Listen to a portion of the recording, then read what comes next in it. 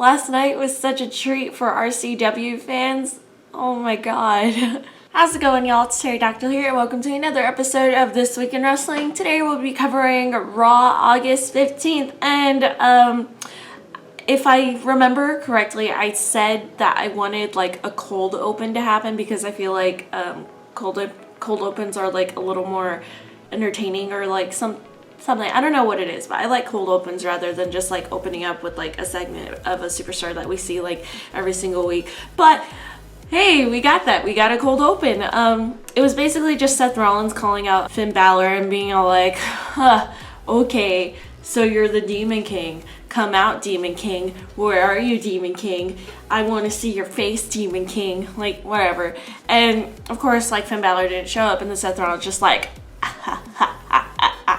like, I can't do his like cackle or whatever. But yeah, he's just like, well, I guess he's not going to show up, but I'm going to keep looking for him. So then next we have Rusev and Lana, and they're in the ring, and they're basically like, we didn't get our wedding celebration, so Raw's canceled. That's it. There's no Raw. Unless if Roman Reigns comes out and apologizes for ruining last week. And Mick Foley came out instead, and then Rusev was just kind of like, I demand to be respected. Like, who are you even? Like, I demand to speak to Stephanie McMahon. So then Stephanie comes out, and then Rusev's just kind of like, you guys don't understand, like, Roman Reigns hasn't done anything to deserve a title shot. And then, like, Stephanie's like, she does something cool. I don't know if you would say it was cool, but Stephanie just goes, you demand respect, but yet you don't respect, like, Mick Foley. Like, no, like, we're not gonna, like, accommodate to you or anything. And then Rusev just goes, fine, I'll just go over to SmackDown Live. They appreciate good talent. And then Roman Reigns comes out, and he's just like, okay, so if it's an apology that's gonna get you to stop all of this nonsense, fine, I'll apologize. Alright, I'm sorry. I'm sorry that you visited that website where you met Lana. I'm sorry that y'all are gonna have to bump uglies and make ugly little Sasquatch babies. and you know, just like stupid joke apologies like that. And then Roman's just like, you know, we don't fight until SummerSlam, but I want to fight right now. Let's go. And then Stephanie's just kind of like, no, we're gonna wait till SummerSlam. And then Rusev like cuts in, and he's like, no, this isn't about the belt. This is about me defending my wife's honor. He disrespected my wife. I want to, like, you know, defend her. So then Mick Foley goes, all right, I respect that. I have a wife too. I would want to do the same thing. So, all right, you guys are gonna have a match tonight, which I guess is okay. But yeah. Now we go into the first match of the night. It is Sheamus versus Sami Zayn, and Cesaro's on commentary. And this whole match is basically Sheamus just like continuing to want to be all like, I'm the best in here, and nobody like gives a damn. And the match was pretty good. Sami Zayn did well as always. But near the closing end of the match, Cesaro left the commentator's table to distract Sheamus, just basically doing what Sheamus has already done to Cesaro like several times. So the distraction leads Sami Zayn to win the match because, you know, he takes advantage of the distraction. And I don't know, I don't really care much about this. And then we go backstage, and then they're like still fighting and everything. They're like kind of yelling at each other. Mick Foley's just like, I worry about your shoulder and I worry about your attitude. We're getting nowhere here. And Mick Foley makes the worst decision he's made yet, like, in my opinion. And he goes, okay, we're gonna settle this. It's gonna be a best out of 7 series. Mick Foley, why? After that, it is the New Day versus the Dudleys, and then of course, like, before that match starts, we have another like Doc Gallows and Dr. Anderson little skit of like, we're still looking for a cure of ring post-itis and whatever. But besides that, the New Day won without a problem. Like, I feel sorry for the Dudleys because, you know, if they're not on Superstars or main event, they're not gonna win a match. Okay, guys, so this is the highlight of the night for a fellow Texan.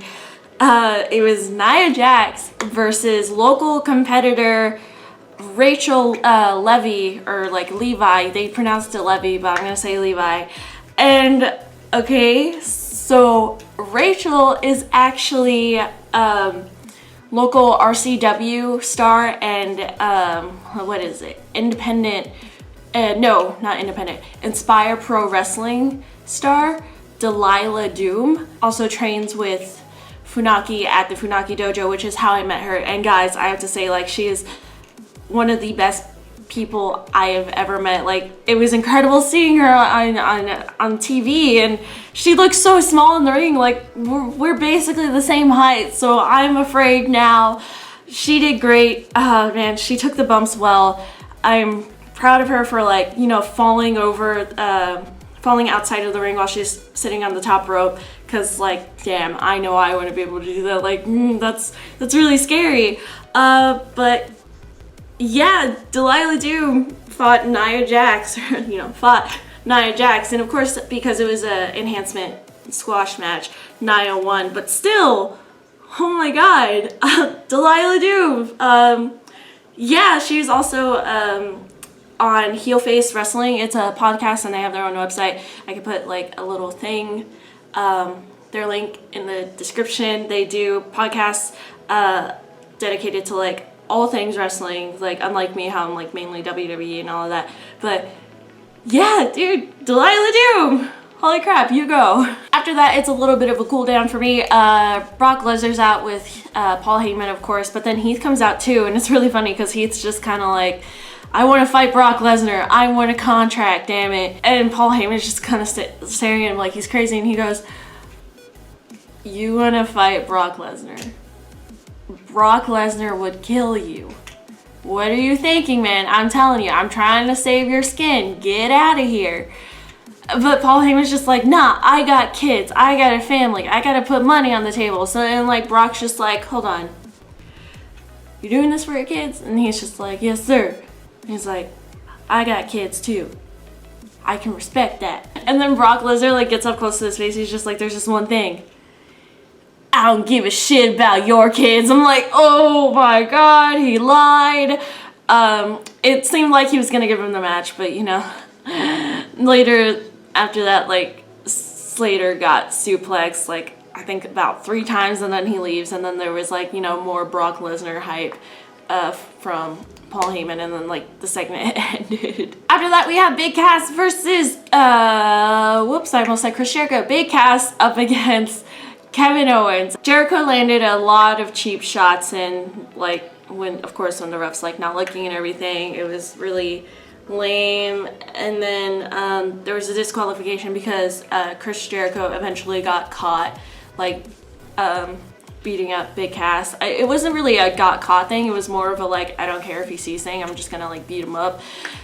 So Big Cass won due to disqualification, and you know, but like Jericho didn't care. They're just like, yeah, we're cool, we're good. After that, the primetime players are a thing again. Yeah, Titus O'Neil came out with Darren Young, and they did their old like little like swing thing and everything, and they were going up against the Shining Stars, who are total like buzzkills. Like, God, sorry, no, I don't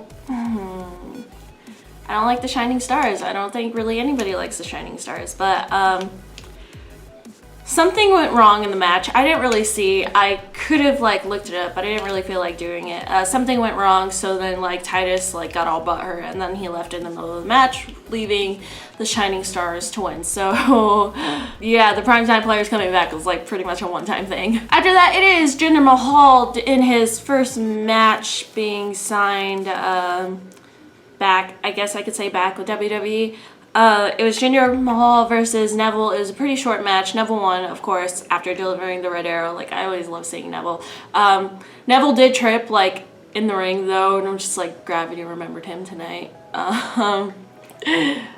But, yeah, that's it. Neville won. After that, Seth Rollins is out with another promo, and I'm getting a little tired of it, but it's okay, because it's the last promo, because, you know, SummerSlam's this Sunday, so, you know, it's at least the last, like, SummerSlam related promo. And he's still being all like, I want the Demon King to come out, and then in between his whole little spiel, a fan actually ran inside the ring, the camera just kind of like got like trying to like hide the identity of whoever like got into the ring. And Seth Rollins played it off pretty well. Like he was just kind of like, is that your Demon King? Ha ha ha ha. Wow, pathetic. You know, like, okay, yeah, good job. So anyway, moving on from that, after a long while, Finn Balor eventually did arrive, and he was the Demon, and it was awesome. It was awesome seeing Finn Balor as the Demon, because, you know, like Seth Rollins has been all like, I want to see the Demon King, but I think it was too early. Like, the Demon it's for special occasions, it's for big matches, and last night really wasn't either one of those. It was just too early. They should have waited for SummerSlam, because in SummerSlam it would have been like a whole lot more special. Seth Rollins would have been like more scared, but now Seth kind of like knows like Finn's whole like entrance ordeal, so he's not going to be as shocked. But yeah, I mean, whatever. And then a little mini fight broke out. Finn delivered the Pele kick, and of course Michael Cole keeps calling it the overhead kick. Like, that's not what it's called. Finn goes for the coup de grace, but then like Seth rolls out on time. But basically, like, Finn Balor stood tall even though like he didn't hit the coup de grace. After that, it is the club, or like, you know, Gallows and Anderson versus the Golden Truth, and of course Gallows and Anderson won. But then the New Day came out to, like, you know, I don't know if it's appropriate to say bust some nuts, but that's basically what they were out to do. Like, they were gonna use Francesca the trombone to like whack them in the nuts, but you know, that didn't happen. After that, it is Alicia Fox. Alicia Fox is you know, in the ring again after a while, and she's going up against Charlotte, and Charlotte won, of course. I mean, like, she's going up against Alicia Fox. Sasha Banks, who was on commentary, said that it was luck, but I'm like, not really. She fought Alicia Fox. But then, like, Charlotte was, like, challenging Sasha to, like, come on down, and then, like, Sasha's down. And they were gonna, like, you know, have a little, like, impromptu fight, even though Sasha wasn't in, like, ring attire. And then Dana Brooke comes out to aid Charlotte, of course, and then Charlotte put Sasha in the figure eight for, like, a really long while, not breaking the hold, thus damaging Sasha's knee. I guess we have, like, something to look forward to at SummerSlam. I mean, we already did have something to look forward to, but I mean, like, I guess they're trying to add the whole knee injury to be like, oh, I don't know if Sasha's gonna be able to, you know, continue with this match, but whatever.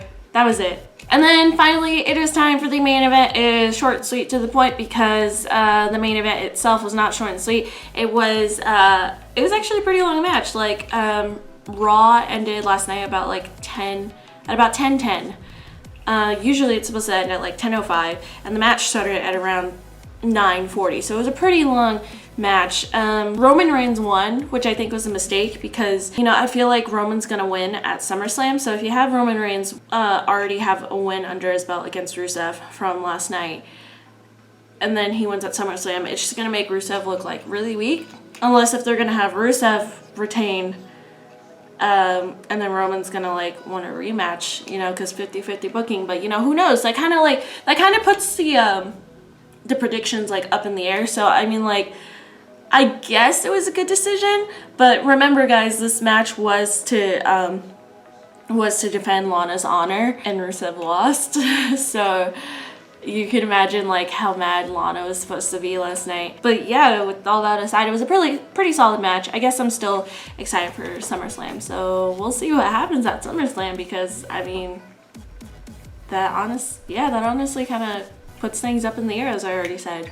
Alright, thank y'all so much for watching. Don't forget to leave a like, comment, subscribe, and all that good stuff. Follow my Twitter and my Instagram, and then also check out Heel Face Wrestling, like I just said earlier in the video. There will be a link down in the description. Go ahead and also follow Delilah Doom on Twitter, because she's amazing. And while you're at it, go ahead and follow Funaki if you don't already do that. Like, why wouldn't you already be following Funaki? Because, you know, he's our trainer. He's great. He's a cool man.